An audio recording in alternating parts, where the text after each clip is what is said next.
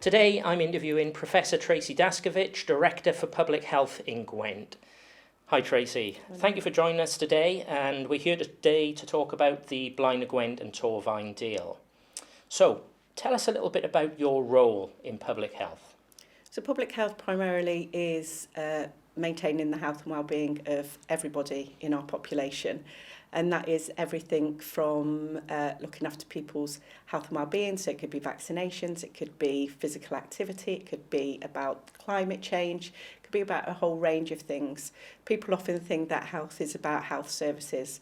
My job is about making sure people don't need health services. So thinking about how we improve and protect the health of our population. Excellent. With that in mind, last year Welsh Government became the first Marmot nation. Prior to that, Blaenau Gwent and Torfaen were Marmot councils. Tell us a little bit about how you see the role of Marmot being a lens for your work. So the work of Sir Michael Marmot is a definitive piece of work that dates back over a decade now, where he set out in fairer societies the need for us to tackle health inequalities at their root cause. Then 10 years after that first publication, he set out the review of that very publication.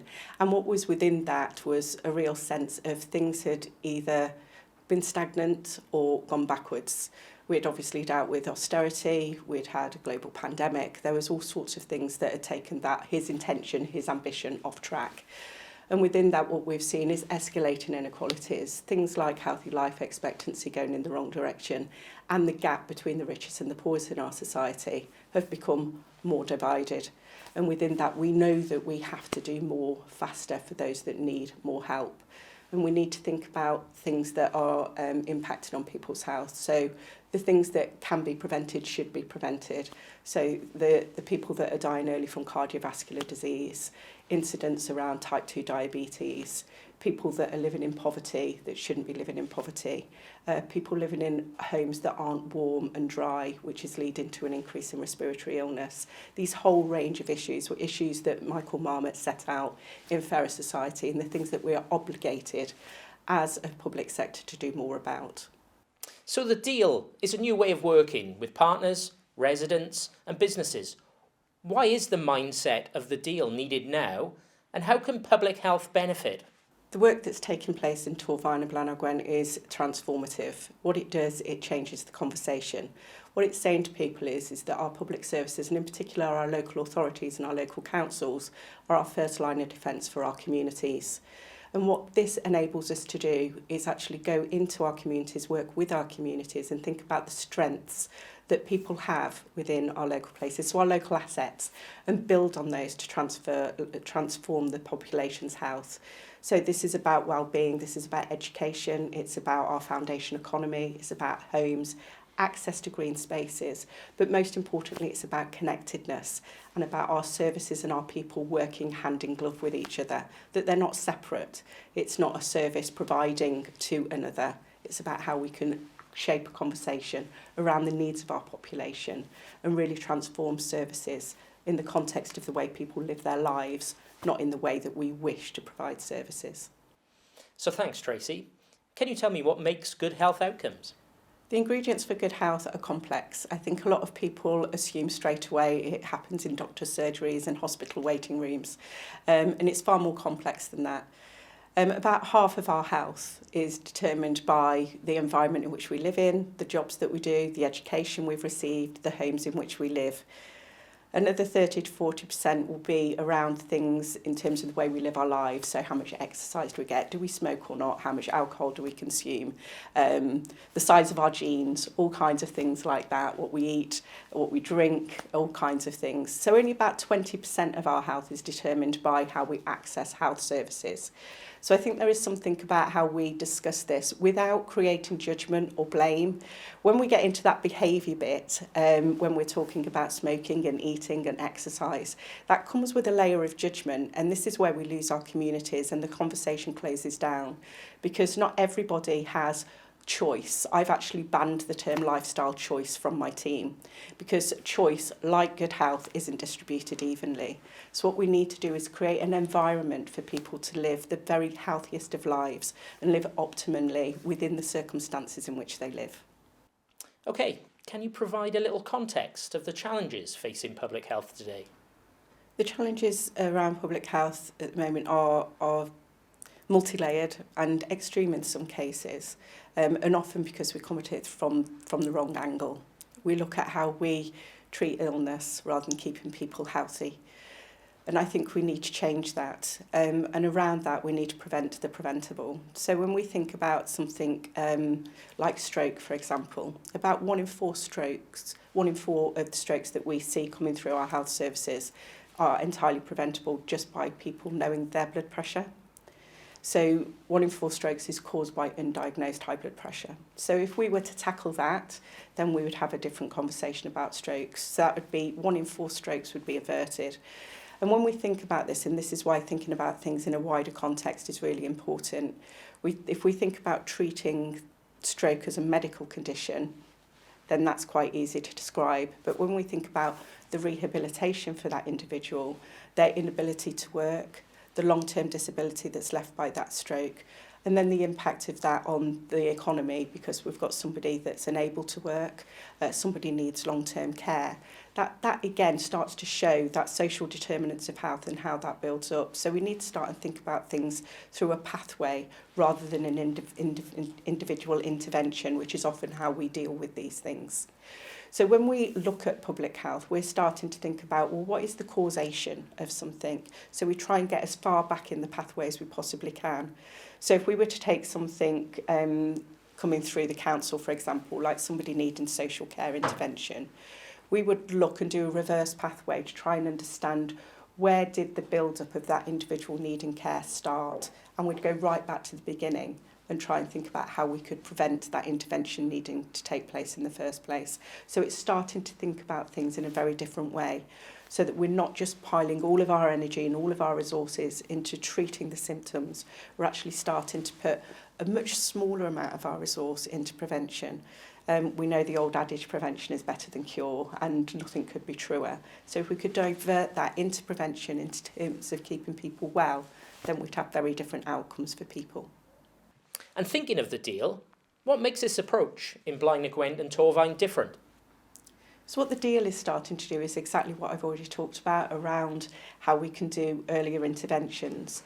This is about a conversation with our residents about how they live their lives and what they need from us. But it's not from a place of deficit. It's not about talking about what people haven't got. It comes from a strength-based perspective in terms of what do we already have and how do we build from that. And that's really, really important. Starting from a positive place is so important. But what I think is unique about the approach that's happening with the deal in Torfaen and Blaenau Gwent is around the fact that this isn't just about how we divert demand away from our acute services and from our social care needs. This is about a lens on outcomes. How do we improve the outcomes of our population? So actually thinking about how we are improving lives rather than just diverting resources away from our front door. So I think that's the very different and unique approach that's being taken here. And as the Director of Public Health, what's your call to action to our communities? I think the call to action is very much about come with us, be part of it, join the conversation. We need all of us to make this change. This is definitely a case of we're stronger together.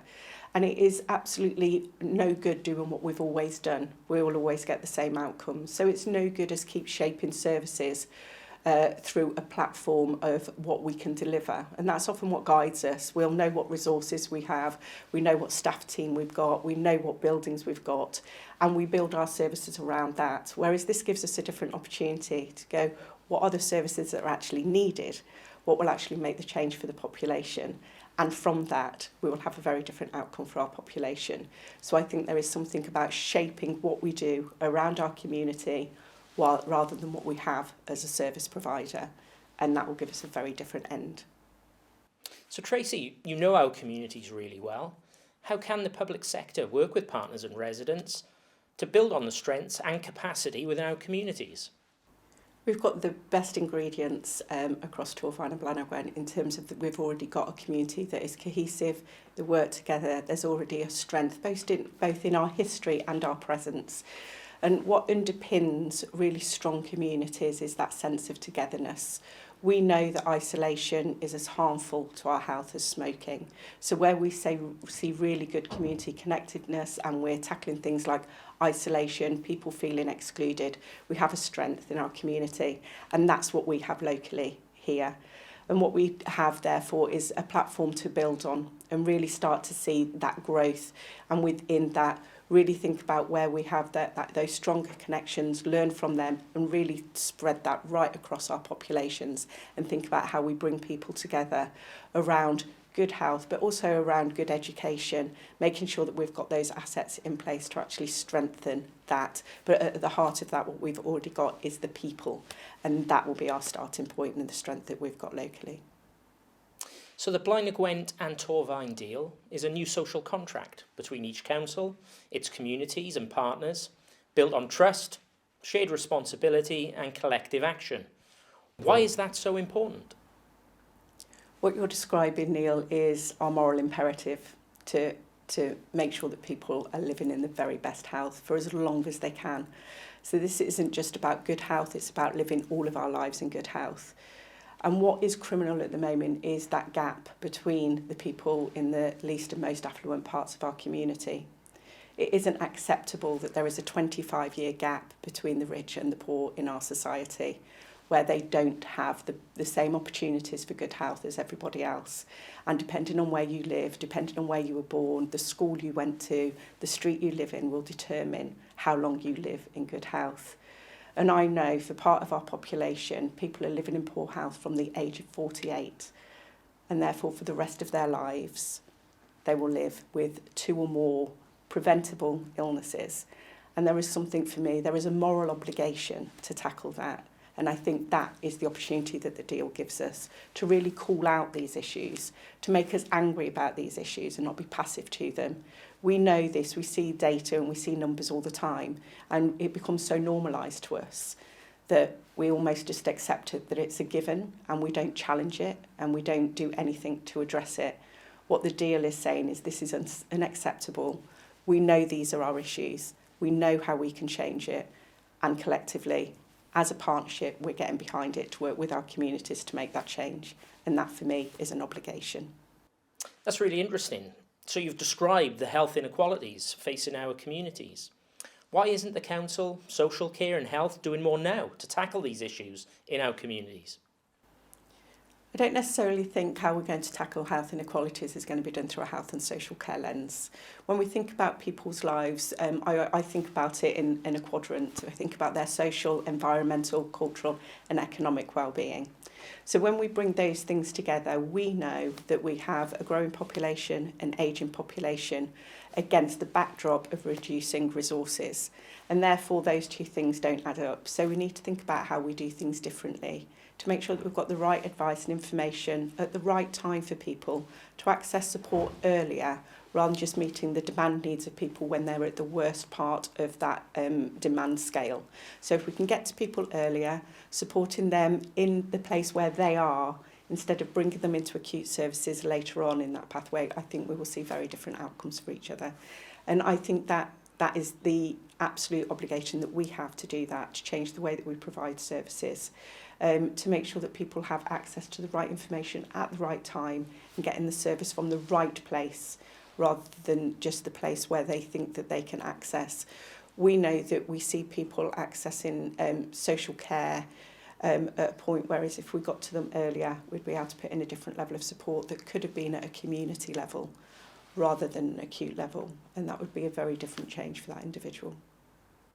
Thank you, Tracy. That was really informative and interesting. That concludes the interview with Tracy Dascovich. We hope you've enjoyed it.